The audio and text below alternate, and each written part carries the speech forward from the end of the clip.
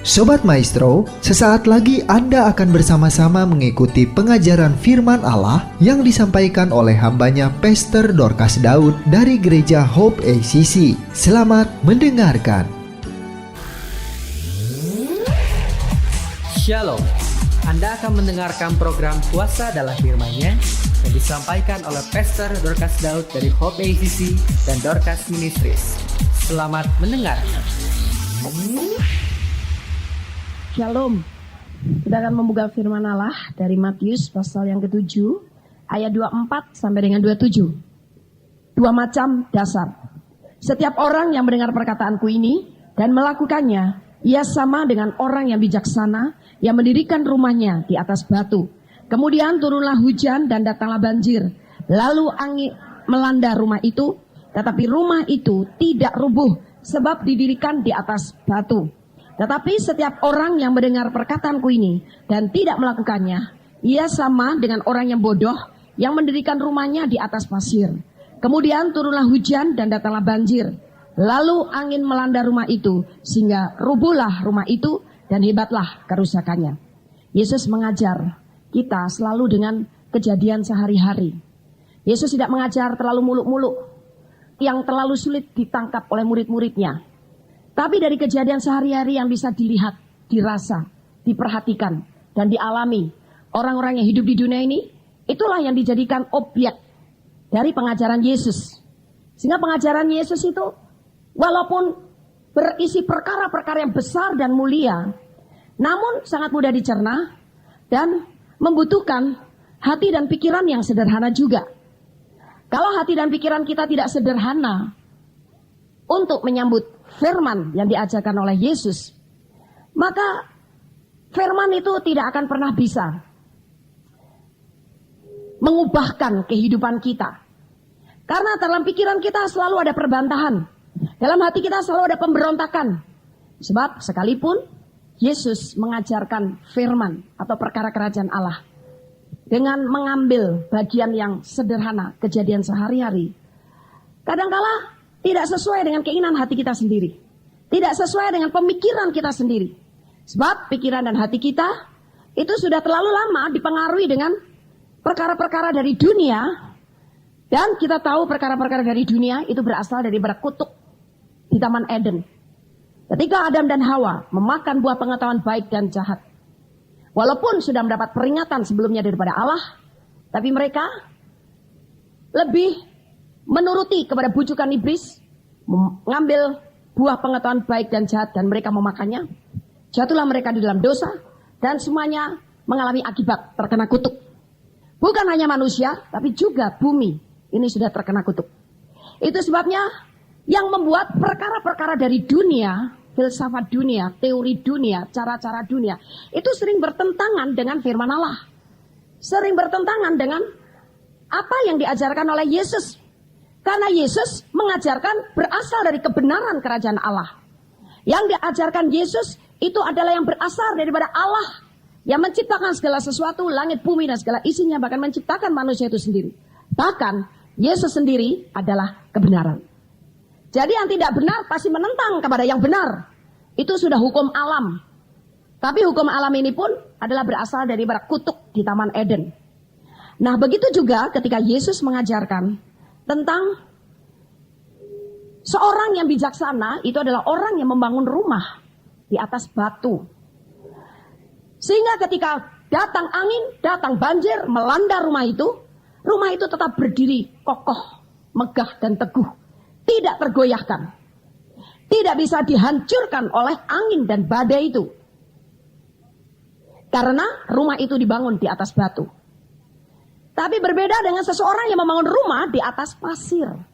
Ketika ada angin, ketika ada badai, rumah itu tidak tahan untuk menanggung amukan dari angin, badai, dan banjir. Akhirnya rusaklah rumah itu, hancurlah rumah itu, bahkan dikatakan hebatlah kerusakannya. Ini sebenarnya juga menggambarkan pribadi-pribadi yang bijaksana dan pribadi yang bodoh.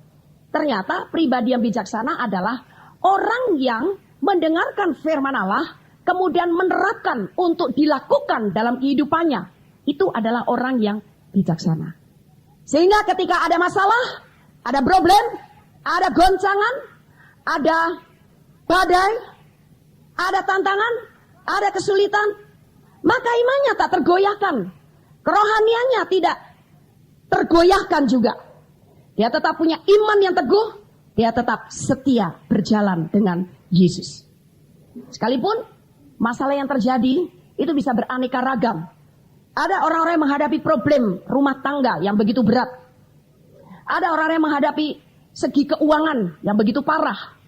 Ada orang-orang yang menghadapi problem pekerjaan di kantornya. Dan masih banyak lagi. Karena tidak ada seorang pun yang tidak pernah memiliki masalah. Semua orang memiliki dan menghadapi masalah. Tapi sekarang, bagaimana kita bisa mengatasi masalah dan kita bisa keluar dari masalah itu dan kita menjadi orang yang menang? Adalah kalau kita menjadi orang yang bijaksana. Begitu mendengar firman, langsung kita terapkan dalam hidup kita dan kita lakukan di dalam kehidupan kita. Tapi banyak orang Kristen hanya sekedar mendengar firman, untuk melakukan masih banyak perhitungan. Untuk melakukan masih ada banyak perbantahan. Ada banyak pertentangan dalam pikiran dan batinnya. Dengan berbagai macam alasan. Ya, saya bisa melakukan firman yang ini karena ini masih mudah saya lakukan. Tapi untuk yang ini sulit bagi saya.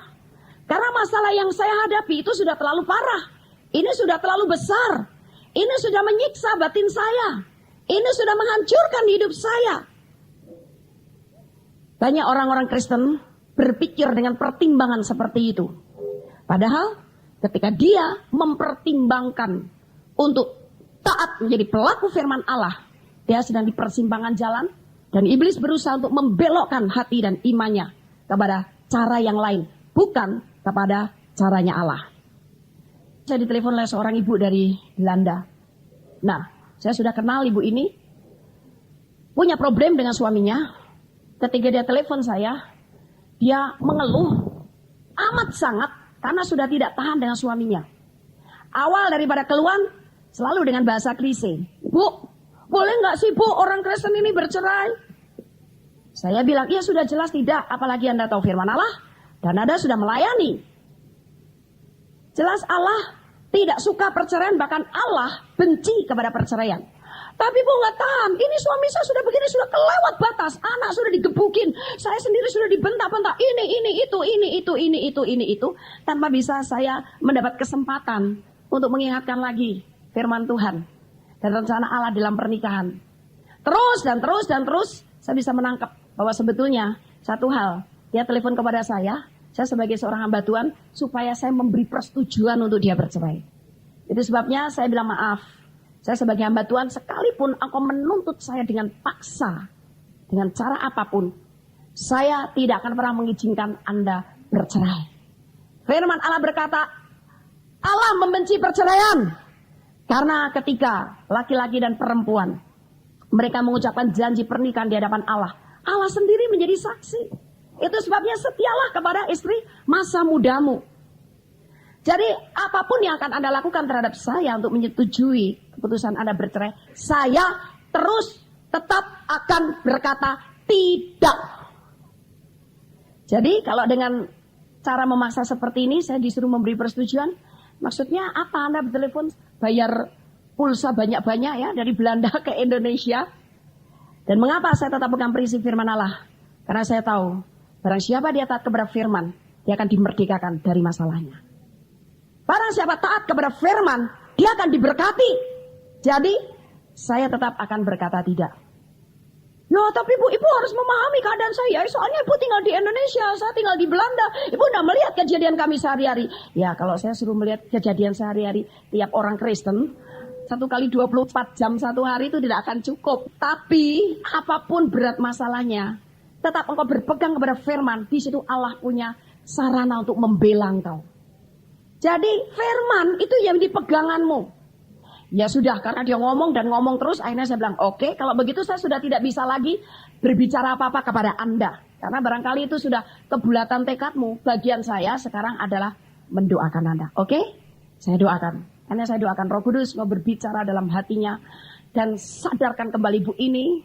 Lembutkan hatinya kembali untuk mulai taat kepada firman dan mempercayai firman Allah. Sebab orang yang percaya kepada firman adalah orang yang dikasih oleh Allah. Mari Roh Kudus kau bekerja dengan luar biasa dalam ibu ini.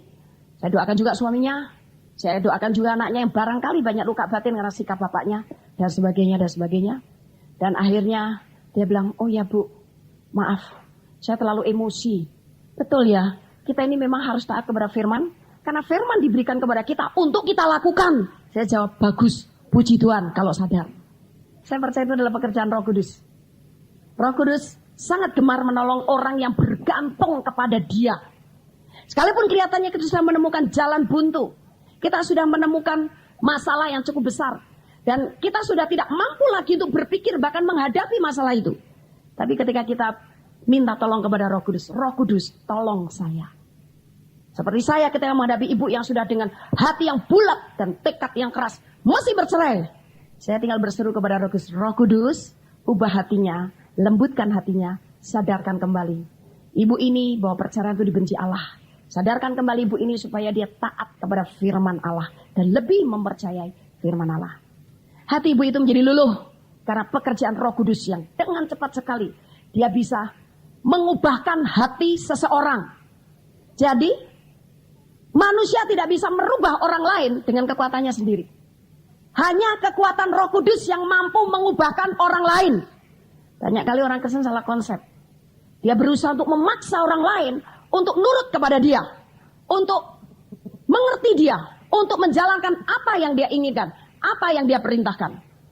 Bahkan ada begitu banyak orang-orang yang memaksa orang lain untuk, ayo dong bertobat jadi orang Kristen, ayo hari Minggu nanti tak bawa saja ke gereja. Firman belum ditabur, orang sudah dipaksa-paksa datang ke gereja. Begitu sampai di gereja malah kaget, loh apa-apaan ini? Beribadah masa pakai musik gedembrengan? Beribadah lompat-lompat, ada yang tertawa, ada yang menari, orang malah bingung. Karena apa? Dengan kekuatan sendiri seseorang merubah orang lain. Yang bisa merubah seseorang adalah hanya Roh Kudus. Itu sebabnya Allah berikan Roh Penolong ini, kerjasamalah dengan baik dengan Roh Kudus. Kita tak mampu menuntut dan mengubah orang lain secara sempurna sampai orang itu berubah total. Bagian kita minta tolong kepada Roh Kudus dan berikan hikmat bagaimana kita bisa dijadikan sarana atau salurannya Roh Kudus membuat orang lain berubah atau bertobat kepada Tuhan Yesus. Nah, kembali kepada pelaku firman Allah dari dua macam dasar ini. Orang yang bodoh, kata Tuhan Yesus, adalah orang yang membangun rumah di atas pasir. Sehingga ketika datang banjir, ketika datang badai, rusaklah rumah itu, hebatlah kerusakannya. Rubuh bahkan rumah itu. Ini menggambarkan orang yang mendengar firman, namun tak mau melakukannya. Imannya menjadi tergoncang, kerohaniannya menjadi bantut, dan semangatnya menjadi kendor. Banyak orang Kristen lebih memilih untuk kemudian menjadi tawar hati daripada berani menghadapi masalah dengan perjuangan iman dan mengandalkan kekuatan Roh Kudus serta mempercayai firman Allah. Sehingga orang Kristen seringkali belum waktunya Tuhan untuk menyatakan penggenapan janjinya atau berkatnya. Sudah mundur terlebih dahulu daripada Tuhan. Sudah telanjur kecewa. Dan ketika kecewa, iblis di luar sana sudah siap untuk memangsanya. Orang Kristen yang tak pernah kecewa, orang Kristen yang tidak pernah memberi tempat untuk ketawaran hati ataupun mundur dari Tuhan adalah orang Kristen yang ditakuti oleh setan. Tapi orang Kristen yang mempunyai jiwa yang rapuh seperti menjadi mangsa dan sasaran yang empuk bagi setan. Semua masalah ada, semua tantangan ada. Tapi sekarang bagian kita adalah bagaimana kita minta tolong Roh Kudus untuk menghadapi tantangan dan masalah itu. Jangan gampang menyerah dan jangan cepat mengambil keputusan. Sehingga keputusan kita adalah langkah yang salah. Atau keputusan kita akhirnya menyimpang daripada firman Allah. Dengan cara demikian kita akan membuat masalah yang baru. Kita sudah jatuh tertimpa tangga. Kita sudah terperosok di dalam sebuah lubang, terperosok lagi kepada lubang yang lain. Sudah terbiasa hutang, akhirnya gali lubang, tutup lubang. Itulah gambarannya. Jadi sekarang kita harus bergantung penuh kepada Dia. Dan jadilah orang yang bijaksana.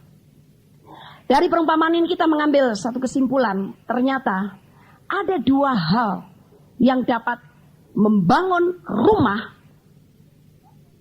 kerohanian kita. Bagaimana seseorang bisa kuat di dalam Tuhan dan berhasil hidupnya. Itu ada dua hal.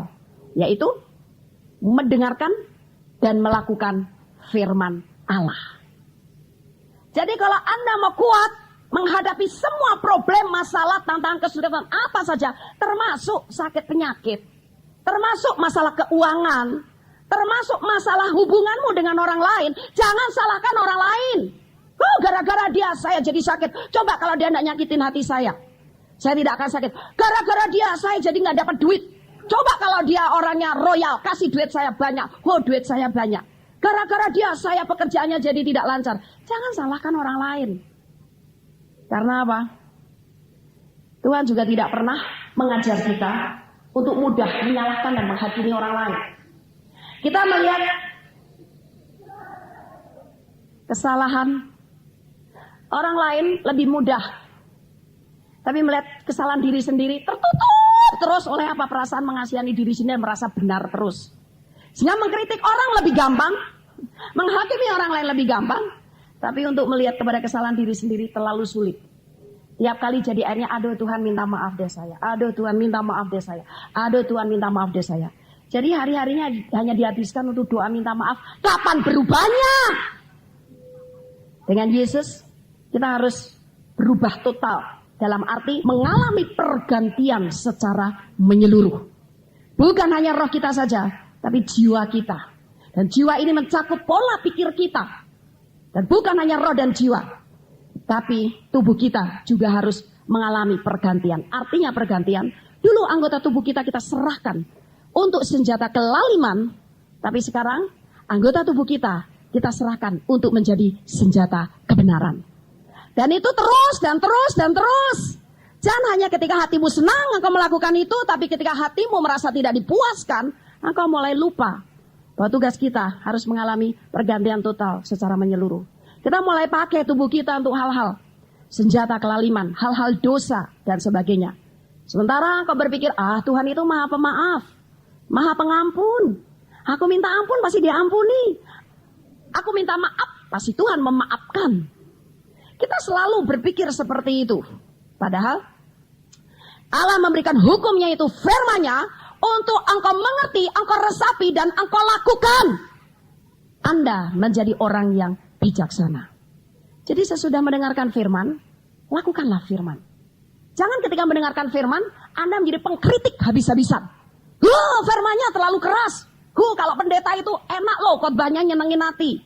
Nyenengin hati, tapi hanya orang Kristen nyemplung neraka lagi semuanya. Hanya gara-gara disenangin hati, tidak pernah diberitahu kekurangannya. Tidak pernah diberitahu akan kebodohannya, akan kesalahannya, akan dosanya. Buat apa? Kerajaan Allah itu membutuhkan orang-orang Kristen yang berkualitas. Jadi kalau kerajaan Allah membutuhkan orang yang berkualitas, tidak heran kalau Yesus berkata, memang banyak yang terpanggil, tapi nanti pada akhirnya sedikit yang terpilih. Nah sekarang kamu mau masuk dalam kelompok yang mana? Hanya terpanggil saja atau kamu mau terpilih? Kalau terpilih, lakukanlah firman Allah dalam hidupmu. Sekalipun firman itu rasanya terlalu berat. Aduh, untuk memaafkan dia nih susah, orang lain semua saya maafkan. Tapi itu si dia satu ini saja nggak bisa maafin. Tuhan maafkan saya. Satu orang saja tolong maafkan saya. Nggak bisa. Sekalipun Anda mau maafkan 10.000 orang, namun satu orang tidak engkau maafkan, apa yang terjadi? Bapak di surga juga tidak memaafkan kamu. Firman juga yang bilang, ampunilah orang lain supaya Bapak di surga mengampuni kamu. Sebab kalau kamu tidak mengampuni orang lain, maka Bapak di surga juga tidak mengampuni kamu. Nah, jadi orang yang mendengarkan kemudian melakukan firman Allah, itu adalah orang yang bijaksana karena dia melakukan persyaratan yang benar. Nah, dengan cara kita melakukan firman Allah, maka berarti kita melakukan ketaatan yang sungguh-sungguh kepada firman Allah. Dan ketaatan yang sungguh-sungguh kepada firman Allah inilah yang dikatakan arti iman yang benar. Jadi kalau Anda bilang, wah aku orang beriman karena aku sudah jadi anggota gereja atau anggota tubuh Kristus, tapi engkau tidak taat kepada firman, itu iman yang engkau katakan kesana kemari, itu iman yang omong kosong. Namanya iman itu taat sungguh-sungguh kepada firman. Dan itu seluruh firman, bukan hanya bagian-bagian tertentu dari firman Allah, tapi seluruh firman, itu namanya iman. Baik ketika engkau menghadapi masalah keluarga, rumah tangga, pekerjaan, pelayanan, keuangan, kesehatan. Namun sekarang, kalau engkau punya iman, masalah apapun, engkau harus tetap berpihak kepada firman Allah. Itu namanya orang beriman. Nah, jadi orang beriman adalah orang yang taat sungguh-sungguh kepada firman Allah. Itu yang dilakukan dari mulai orang-orang perjanjian lama zaman Nuh. Bagaimana dia mendengar firman Allah suruh membuat sebuah bahtera. Walaupun itu kalau dicerna dengan pikiran secara daging, satu kebodohan. Ngapain bikin bahtera? Ini hujan juga sudah lama tidak pernah turun. Dan tidak pernah terjadi banjir di sini. Tapi untung Nuh tidak berpikir secara daging. Karena dia punya iman kepada Allah, dia nurut saja. Oke, saya mau bikin bahtera. Sekalipun ketika dia membuat bahtera, tantangan mulai muncul. Orang-orang mulai mentertawakan. Orang-orang mulai mencemooh, oh dasar kakek-kakek udah pikun. Ngapain panas-panas gini bikin bahtera, buat apa? Mau berlayar kemana dia? Barangkali masih ada kata-kata sindiran yang pedes-pedes. Tapi Nuh tidak mendengarkan cemoohan orang-orang, tapi dia tetap berpegang kepada firman Allah. Dia tetap mendengar apa yang Allah firmankan. Walaupun kamu berkata begini begitu, tapi Allah berkata seperti ini. Lain memang dengan perkataanmu, sebab kamu orang dunia yang masih hidup di bawah kutuk. Tapi firman Allah memerintahkan aku membuat bahtera. Ternyata terjadi air bah. Wah, baru semuanya, Pak Nuh, kemana? Saya mau ikut bahteramu. Tapi begitu air sudah menutup dirinya, tenggelamlah mereka. Habis tinggal Nuh dan keluarganya, menantunya, dan binatang sepasang-sepasang. Hanya itu. Mereka terselamatkan oleh karena apa? Ketaatan mereka kepada firman Allah. Bagaimana Anda akhirnya diselamatkan dan dibawa keluar dari masalahmu serta menghadapi kemenangan ketika engkau tetap taat kepada firman. Oke lah, saya menerima firman, saya harus bawa perpuluhan ke dalam rumah Tuhan. Sekalipun sekarang uang saya miliki ini hanya sebesar perpuluhan itu, karena lain-lainnya sudah dipakai yang kebutuhan yang lain. Aku mau taat firman Allah. Saya mau bawa persembahan ini dalam rumah perbendaharaan Tuhan. Engkau taat. Apa yang terjadi? Ternyata ketika engkau taat, engkau terselamatkan dari krisis keuangan. Karena apa? Ketaatanmu itu membuat Allah menggenapi janjinya. Oke, aku memang berjanji. Bawalah seluruh persembahan persepuluhanmu ke dalam rumahku. Ujilah aku akan membuka tingkap-tingkap langit, mengusir belalang pelap, mencurahkan berkat ke atas kamu. Allah langsung menggenapinya. Banyak orang Kristen tidak mau taat kepada firman Allah, tapi nuntutnya berkat melulu, nuntutnya menang terus terhadap masalahnya, nuntutnya dibela terus oleh Tuhan. Pada nomor satu taat dulu, maka akan dibela Tuhan. Saya banyak mengalami masalah problem, tapi memang problem saya yang terbanyak adalah masalah pelayanan. Tapi bagaimana? Akhirnya Allah menyatakan pembelaan yang nyata dan luar biasa ketika saya mentaati firman Allah dan ketika saya mempercayai firman Allah. Oke, orang memaki, saya tidak akan balas memaki. Orang menfitnah saya tidak akan balas menfitnah. Orang memusuhi saya tidak akan pernah balas memusuhi. Aku ampuni saja dia. Memang sesudah pengampunan, proses pemulihan batin itu harus membutuhkan waktu untuk kita berdiam diri sungguh-sungguh kepada Tuhan. Dan dengan iman, kita harus meraih kasih Yesus lagi untuk menyembuhkan batin kita. Dan apa yang terjadi? Ternyata janjinya digenapi. Pembelaan datang daripada Allah. Karena kitab Roma pasal 8 mengatakan apa? Ayat yang ke-33. Siapakah yang akan menggugat orang-orang pilihan Allah? Allah yang membenarkan mereka, siapakah yang akan menghukum mereka? Kristus Yesus yang telah mati, bahkan lebih lagi, yang telah bangkit, yang juga duduk di sebelah kanan Allah, yang malah menjadi pembela kita. Yesus membela kita bukan hanya dalam masalah hubungan kita dengan orang lain, tapi juga Yesus membela kita dalam semua masalah. Bahkan Yesus membela firman-Nya sendiri.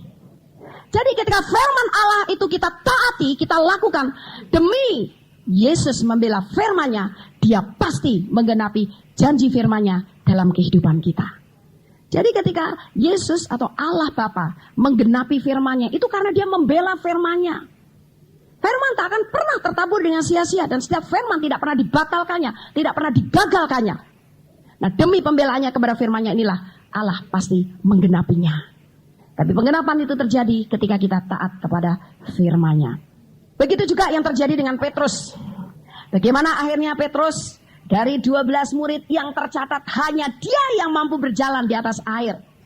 Tiap kali saya ke Israel, kami berlayar di Danau Tiberias, saya selalu merenungkan, kapan saya berjalan di atas air sini ya? Tapi saya bilang suatu saat Tuhan, saya pasti bisa. Saya mau membangun iman saya ke sana. Tapi kuncinya saudara, bagaimana Petrus bisa berjalan di atas air? Ketika Yesus berfirman dalam Matius pasal 14 ayat 29. Kata Yesus, datanglah. Maka Petrus turun dari perahu dan berjalan di atas air mendapatkan Yesus. Di sini yang menarik adalah maka Petrus turun dari perahu dan berjalan di atas air mendapatkan Yesus. Saat itu saya percaya Petrus tidak dengarkan omongan yang lain. Sekalipun temannya pada berteriak, Petrus, jangan nyemplung ke dalam air, nanti kamu tenggelam. Kalau tenggelam kamu dimangsa sama ikan-ikan di danau ini baru tahu rasa. Nanti istrimu bagaimana? Mertuamu bagaimana? Nanti pada menghujat Yesus. Gara-gara ikut Yesus, gara-gara jadi orang Kristen, malah sekarang dia mati konyol tenggelam di dalam danau. Dia tidak mendengarkan apa yang diomong oleh manusia, tapi dia mendengarkan apa yang dikatakan oleh Yesus. Datanglah. Di situ dia bertindak dengan iman. Ketika dia mendengar, dia melakukannya, terjadilah mujizat. Petrus berjalan di atas air. Begitu juga yang terjadi dengan Naaman ketika dia sakit kusta.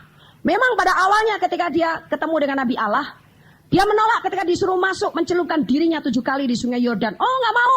Ini air sungai Yordan kotor begini, ini sudah pada borokan lah, nanti malah tetanus. Tapi beruntung ada pengawal-pengawalnya yang mengingatkan Naaman, ya kalau abdi Allah itu hanya menyuruh engkau menenggelamkan dirimu 7 kali di sungai Yordan, apa beratnya? Sudahlah, itu kan bukan satu tugas yang sangat berat. Barangkali ketika engkau melakukannya, engkau betul-betul mengalami kesembuhan. Dan syukur Naaman mendengarkan apa yang dinasihatkan oleh pengawal-pengawalnya, dia akhirnya bertindak, melakukan apa yang difirmankan abdi Allah itu. Dia masuk ke dalam sungai Yordan, ternyata terjadi kesembuhan. Sebetulnya abdi Allah ini kalau dia doakan tumpang tangan, Naaman bisa sembuh enggak? Sebetulnya bisa, karena di dalam dirinya ada urapan dan saya percaya dalam dirinya ada iman. Ataupun tidak usah tumpang tangan, tapi berkata, sekarang demi Allah yang hidup, engkau telah sembuh dari penyakit kustamu dan bebas dari kutuk. Karena kusta itu semacam penyakit kutukan. Bisa sembuh nggak? Bisa. Namun mengapa Naaman disuruh nyemplung ke dalam sungai Yordan? Karena Allah ingin melihat imannya Naaman ini, sehingga dia minta didoakan dari abdi Allah ini betul-betul murni atau tidak. Kalau murni imannya, pasti disuruh melakukan apa saja demi imannya, dia nurut, dia taat. Ternyata Naaman lulus, dia nurut, dia taat, maka terjadilah mujizat. Ketika Allah berfirman, Allah yang kehendaki dalam kita adalah ketaatan. Karena dia ingin melihat apakah kita punya iman yang murni kepada dia. Jadi tanpa ketaatan kepada firman Allah, berarti iman kita tidak murni kepada Allah. Iman kita kepada Allah hanya ketika kita merasa senang, ketika kita merasa diberkati. Tapi ketika menghadapi masalah, kita tidak lebih berpegang kepada firman Allah. Kita mengatasi masalah dengan cara-cara dunia. Maka di situ baru ketahuan, ini iman orang ini tidak murni. Kalau murni, apapun yang terjadi, apa sih jawaban firman Allah untuk masalah saya ini? Dan sesudah engkau mendapatkannya, melakukan di dalam perbuatanmu. Jadi menjadi pelaku firman Allah kelihatannya gampang. Tapi ternyata masih banyak lagi orang-orang Kristen yang masih sulit untuk menjadi pelaku firman Allah. Karena hatinya tak mau menyerah. Hatinya tidak mau tulus untuk mempercayai firman Allah. Dalam 1 Korintus 2 ayat yang ke-14. Tetapi manusia duniawi tidak menerima apa yang berasal dari roh Allah. Karena hal itu baginya adalah suatu kebodohan. Dan ia tidak dapat memahaminya. Sebab hal itu hanya dapat dinilai secara rohani. Jadi orang duniawi itu tidak bisa menerima apa yang berasal dari roh Allah. Termasuk firman Allah. Termasuk pernyataan-pernyataan roh kudus. Karena hal itu adalah kebodohan. Memang perkara-perkara yang dari Allah itu hanya bisa difahami dan diterima secara rohani. Jadi kalau kita belum mengalami pergantian total dari cara berpikir dan sikap hati kita, sulit untuk menerima dan mempercayai firman Allah. Apalagi untuk mentaati firman Allah. Apalagi untuk hidup di dalamnya. Terlalu sulit. Karena sekarang, berapapun usia Anda, tentu berbeda-beda. Ada 30 tahun, ada yang 24 tahun, ada yang hampir setengah seperti saya. Ada yang 60 tahun dan sebagainya. Itu sudah terlalu banyak bentukan dalam pikiran kita, cara-cara dunia. Melalui ilmu pengetahuan, melalui nasihat-nasihat orang tua, melalui tradisi, melalui teori-teori, filsafat-filsafat dunia yang lain. Terlalu banyak. Karena dalam waktu 1 hari 24 jam saja, karena kita masih tinggal di dunia. Polisi dari dunia itu mempunyai banyak kesempatan untuk bisa mengotori kita dan mencipta satu pola pikir tertentu di dalam alam pikiran kita. Jadi itu sebabnya dalam pikiran kita sering sudah terbangun satu benteng dari dunia. Di mana ketika firman Allah itu akan bekerja, berfungsi menurut rencana Allah, itu harus menerobos benteng dulu. Harus menghancurkan benteng-benteng dalam alam pikiran kita.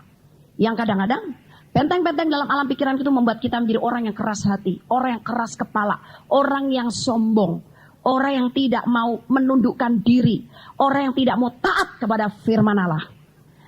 Jadi itu sebabnya kita harus kerjasama dengan firman Allah. Karena firman itu juga disertai kuasa Roh Kudus. Untuk apa? Merelakan benteng-benteng dalam alam pikiran kita yang terbangun bertahun-tahun. Itu dihancurkan dan dirobohkannya. Dengan tulus kita berkata, oke Tuhan, sekarang buang pikiran saya yang lama, ganti dengan pikiran yang baru. Saya mau benteng-benteng ini dihancurkan. Dia menjadi penghalang untuk saya bertumbuh di dalam iman. Dia menjadi penghalang untuk pengenalan saya akan Engkau. Dia menjadi penghalang untuk saya mau taat kepada firman-Mu. Sekarang aku hancurkan di dalam nama Yesus. Itu harus kerelaan dari dirimu. Kalau tidak rela, sekalipun kau berpuluh-puluh tahun jadi orang Kristen, tidak pernah menjadi orang yang berbeda dengan orang dunia. Selalu begitu. Nah, ketaatan membutuhkan keseriusan untuk kita dihancurkan dari benteng-benteng yang terbangun dari dunia. Saudara, pada waktu kami ke Israel, karena nunggu di Bahrain agak lama pesawatnya, jadi saya duduk, beberapa peserta duduk dekat saya. Akhirnya saya manfaatkan waktu itu untuk sharing firman Tuhan. Dan sampailah kepada firman tentang tindih itu adalah lambang perbudakan. Saya bersyukur punya cucu walaupun perempuan, cantik. Tapi mantu saya dan anak saya nurut, tidak ditindik. Betul-betul tidak ditindik. Pada waktu rambutnya belum mulai memanjang, kadang-kadang orang bilang orang badannya tinggi, besar. Laki-laki ya? Menantu saya bilang, "Ma, ini kadang-kadang orang bilang laki-laki ya." Tapi ketika rambut sudah memanjang, mencapai telinga, lucu gitu, tebal sekali. Orang tidak ada lagi yang bilang seperti itu. Walaupun telinganya tidak ditindik. Jadi saya bilang, tindih itu bukan satu-satunya tanda bahwa orang ini laki-laki atau perempuan. Karena zaman sekarang pun laki-laki pada ditindik. Zaman sekarang rambut laki-laki juga bisa panjang. Sudah panjang ditindik. Sudah pakai kalung. Dan kadang-kadang sekarang face orang laki-laki juga bisa manis seperti anak perempuan. Jadi jangan jadikan alasan ya sebagai tanda ini anak perempuan ditindik. Sehingga ketika bayi lahir dari perut seorang mama, langsung diizinkan dokter atau suster lah mencoblos telinganya. Dan saya sharing tentang itu karena apa? Tindik itu lambang perbudakan. Orang-orang yang mendengarkan hal ini, mereka tanya, "Bu, masa sih?" Apalagi ada 2 orang dari gereja lain, kota Tegal. Mereka bilang, "Masa sih, Bu? Kan sudah lumrah telinga ditindik. Mana ada ayatnya bahwa tindik itu memasukkan roh perbudakan?" Perbudakan apa saja itu, Bu? Oh, banyak macamnya. Kita bisa diperbudak duit, kita bisa diperbudak pekerjaan, kita bisa diperbudak oleh hawa nafsu, kita bisa diperbudak manusia, kita bisa diperbudak hobi, kita bisa diperbudak, macam-macam. Perbudakannya sekarang perbudakan yang sudah maju dalam zaman teknologi ini. Jadi tidak seperti orang Israel dulu, dijual sebagai budak lagi di Mesir. Bukan begitu lagi, tapi perbudakan zaman sekarang mengikuti perkembangan zaman. Jadi perbudakannya modern, diperbudak duit, cari duit. Terus sampai duit atau si mamon itu jadi raja dalam pikiran dan hatinya. Hobi terus, pekerjaan terus. Wah, nah itu adalah jenis-jenis perbudakan. Kalau Anda tidak percaya, coba buka Ulangan. Untung mereka pada bawa Alkitab, saudara. Ulangan pasal yang ke-15, ayat yang ke-12, sampai dengan ayat yang ke-18. Apabila seorang saudaramu menjual dirinya kepadamu, baik seorang laki-laki Ibrani ataupun seorang perempuan Ibrani, maka ia akan bekerja padamu 6 tahun lamanya. Tetapi pada tahun yang ke-7, engkau harus melepaskan dia sebagai orang merdeka. Dan apabila engkau melepaskan dia sebagai orang merdeka, maka janganlah engkau melepaskan dia dengan tangan hampa. Engkau harus dengan limpahnya memberi bekal kepadanya dari kambing dombamu, dari tempat pengirikanmu, dan dari tempat pemerasanmu. Sesuai dengan berkat yang diberikan kepadamu oleh Tuhan Allahmu. Haruslah kau berikan kepadanya. Haruslah kau ingat bahwa engkau pun dahulu budak di tanah Mesir. Dan engkau ditebus Tuhan Allahmu. Itulah sebabnya aku memberi perintah itu kepadamu pada hari ini. Tetapi apabila dia berkata penusuk dan menindik telinganya pada pintu sehingga ia menjadi budakmu untuk selama-lamanya, demikian juga kau berbuat kepada budakmu perempuan. Janganlah merasa susah apabila kau melepaskan dia sebagai orang merdeka, sebab 6 tahun lamanya ia telah bekerja padamu dengan jasa 2 kali upah seorang pekerja harian. Maka Tuhan Allahmu akan memberkati engkau dalam segala sesuatu yang kau kerjakan. Jadi kalau seorang budak yang harusnya dimerdekakan namun dia tidak mau dimerdekakan, ya sudah, kamu harus mengambil satu penusuk, lubangi telinganya, tusuk telinganya, tindik telinganya di depan pintu. Mengapa? Itu tanda dia menjadi budak selama-lamanya atau budak seumur hidup. Langsung 2 orang ibu ini bilang, oh waduh, kalau begitu pantas ada seorang ibu ini wanita karier. Wah pantas saya itu kalau sudah mengejar karier, waduh sampai lupa waktu. Saya jawab, pasti lupa doa juga. Ibu kok tahu? Pasti lupa baca firman. Wah lebih-lebih itu, sampai gak ada waktu. Itu namanya diperbudak oleh karier, oleh profesi, pekerjaan. Dan lain juga bilang, ya tapi bagaimana kalau sudah seperti saya telanjur ditindik? Ibu tidak ditindik, oh saya ditindik. Tapi ketika saya sudah bertobat pada Tuhan Yesus, ketika saya mengetahui kebenaran ini, saya minta ampun. Saya usir roh tindiknya di sini dan saya minta darah Yesus menguduskan telinga saya. Tidak ada roh perbudakan yang mengejar saya, yang menuntut saya. Sekarang saya adalah orang merdeka karena saya sudah ditebus oleh darah Yesus. Dan ketika Yesus memerdekakan saya adalah benar-benar merdeka. Tidak lagi perbudakan, lepas dari telinga saya, lepas dari hidup saya. Saya olesi minyak urapan. Walaupun barangkali kadang-kadang ada wanita-wanita yang kalau pakai anting, aduh kok lebih cakep ya. Tapi saudara, kalau engkau hidup dekat dengan Allah, sinar kemuliaan Allah terpancar di wajahmu, engkau menjadi orang yang paling cantik di dunia. Nah itu sebabnya kita harus belajar taat kepada firman Allah. Ini sebuah contoh bagaimana ketaatan itu harus kita lakukan walaupun kita rasanya harus mengorbankan keinginan hati kita. Kita rasanya merasa ada sesuatu yang kurang. Dulu ketika saya mulai copot anting-anting, saya pikir kok lucu ya, kok jadi apa ini seperti kosong melompong gitu. Tapi lama-lama terbiasa juga. Lama-lama malah kalau pakai rasanya kok aneh temen ya, kayak pohon Christmas banyak cantelan. Ketaatan kepada firman Allah memang kadangkala kita harus bayar harga, mengorbankan apa yang kita senangi, apa yang kita cintai, apa yang menjadi hobi kita, apa yang menjadi cita-cita kita, apa yang menjadi keinginan hati kita. Namun kalau itu tidak sesuai dengan firman Allah, kita harus rela untuk dibuang. Anak Allah jangan mau menjadi korban muda. Anak Allah harus menjadi pelaku firman. Memang orang dunia untuk taat seperti itu dan mempercayai firman Allah satu kebodohan.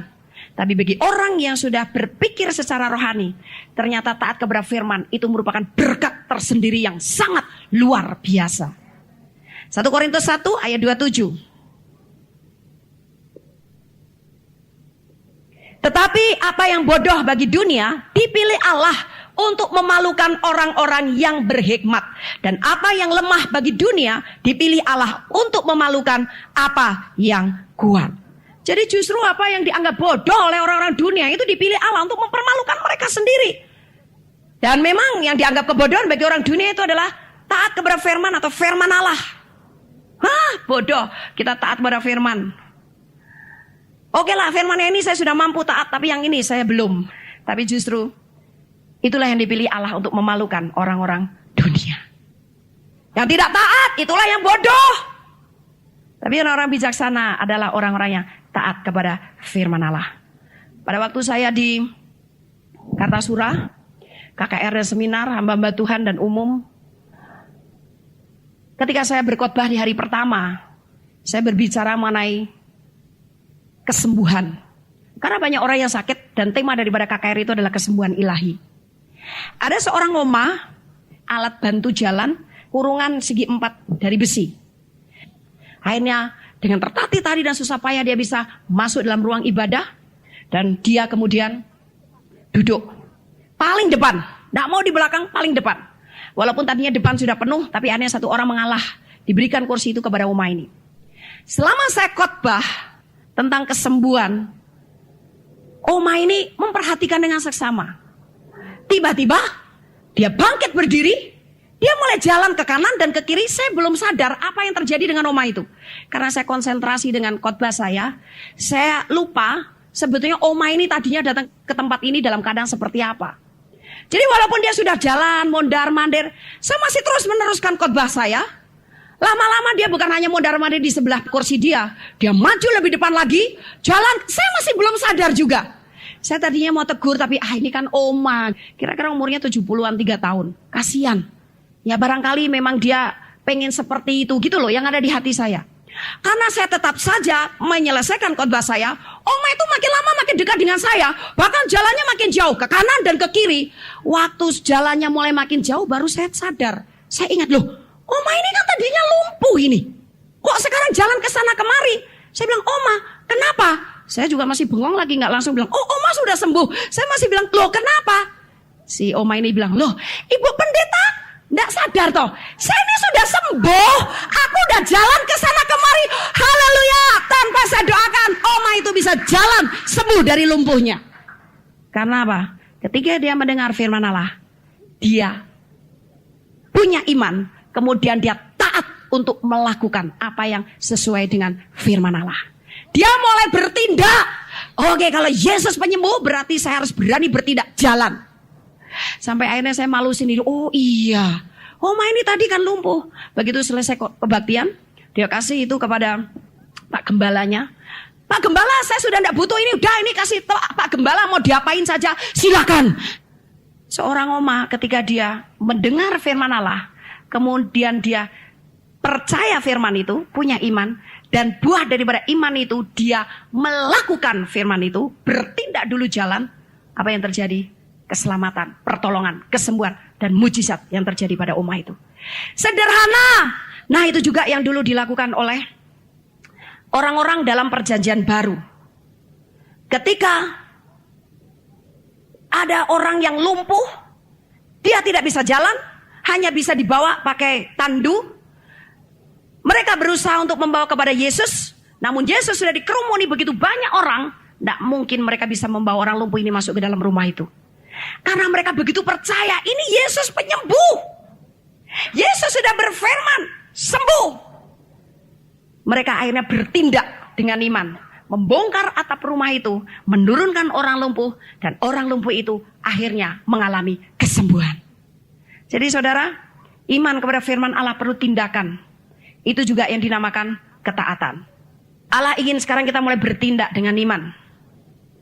Allah selalu mengalirkan berkat dan menggenapi setiap janjinya. Ketika dengan iman, kita berani bertindak sesuai dengan firman Allah. Karena dia berfirman itu tidak pernah berdusta. Itu sebabnya jadilah pelaku-pelaku firman. Yakobus juga berkata bahwa sekarang yang dibutuhkan adalah pelaku-pelaku firman. Bukan hanya pendengar saja. Dalam Yakobus 1, 22-25. Tetapi hendaklah kamu menjadi pelaku firman. Dan bukan hanya pendengar saja. Sebab jika tidak demikian kamu menipu diri sendiri.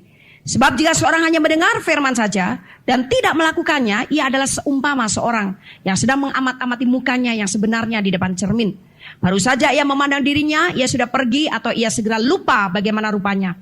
Tetapi barang siapa meneliti hukum yang sempurna, yaitu hukum yang memerdekakan orang, dan ia bertekun di dalamnya, jadi bukan hanya mendengar untuk melupakannya, tetapi sungguh-sungguh melakukannya, ia akan berbahagia. Firman itu satu-satunya hukum yang sempurna.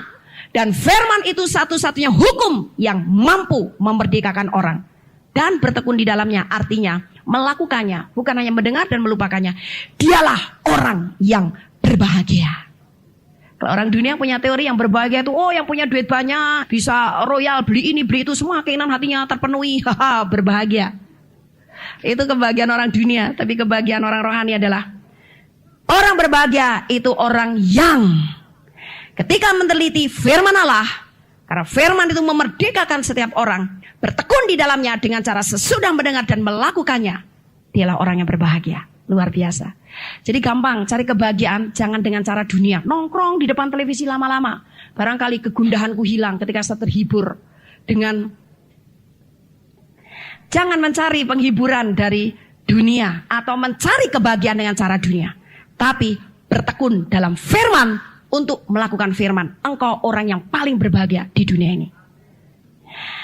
Mengapa Allah begitu gigih untuk kita menjadi pelaku firman Allah? Karena ada manfaatnya, saudara. Kalau kita perhatikan lagi perkataan Yesus di dalam 1 Yohanes 2 ayat 5. Tetapi barang siapa menuruti firman-Nya, di dalam orang itu sungguh sudah sempurna kasih Allah. Dengan itulah kita ketahui bahwa kita ada di dalam Dia. Jadi yang menuruti firman-Nya, yaitu yang menjadi pelaku firman, adalah orang yang memiliki kasih yang sempurna. Jadi untuk memiliki kasih yang sempurna, taati firman untuk Anda lakukan. Kasih kepada Allah maupun kasih kepada sesama. Ini luar biasa sekali. Orang yang melakukan firman Allah pasti sempurna di dalam kasih. Sekarang orang yang melakukan firman Allah dalam Markus pasal 3 ayat 34 sampai 35. Ia melihat kepada orang-orang yang duduk di sekelilingnya itu dan berkata, ini ibuku dan saudara-saudaraku. Barang siapa melakukan kehendak Allah, dialah saudaraku laki-laki, dialah saudaraku perempuan, dialah ibuku. Ini Yesus sendiri yang berkata. Ketika dia dikerumuni oleh banyak orang, datang murid-muridnya bilang, lihat ibu dan saudara-saudaramu ada di luar dan mereka berusaha menemui engkau. Mereka berpikir Yesus akan bilang, coba ya sebentar tunggu ya. Duduk dulu tunggu di sini. Saya mau jumpai ibuku dan saudara-saudaraku. Mereka pikir Yesus akan melakukan hal itu. Tapi ternyata Yesus melemparkan sebuah pertanyaan lagi. Ibuku, saudaraku laki-laki, saudaraku perempuan. Siapakah ibuku? Siapakah saudaraku laki-laki? Siapakah saudaraku perempuan? Orang yang melakukan kehendak Allah. Artinya, orang yang melakukan firman Allah. Itulah saudaraku laki-laki, itulah saudaraku perempuan, itulah ibuku. Jadi, orang yang melakukan firman Allah itu adalah anggota keluarga Allah.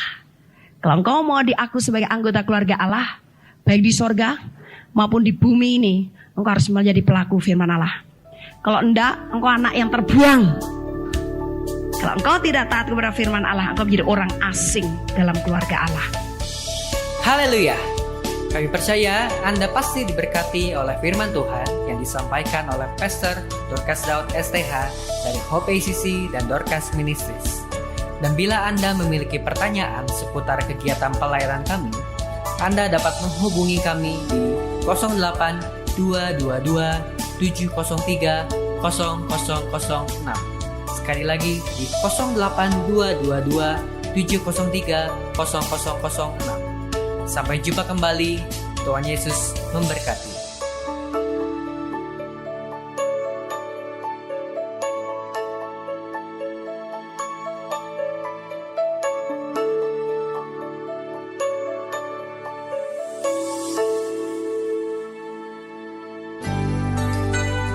Demikianlah firman Tuhan yang berkuasa telah kita dengar bersama-sama.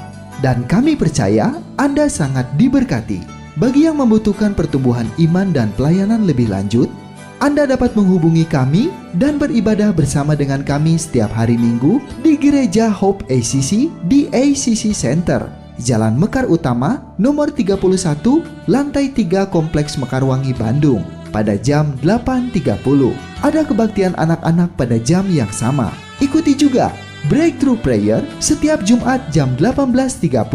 Jika Anda membutuhkan dukungan doa, Anda dapat mengirimkan SMS ke nomor 0822 2703 0006. Tuhan memberkati.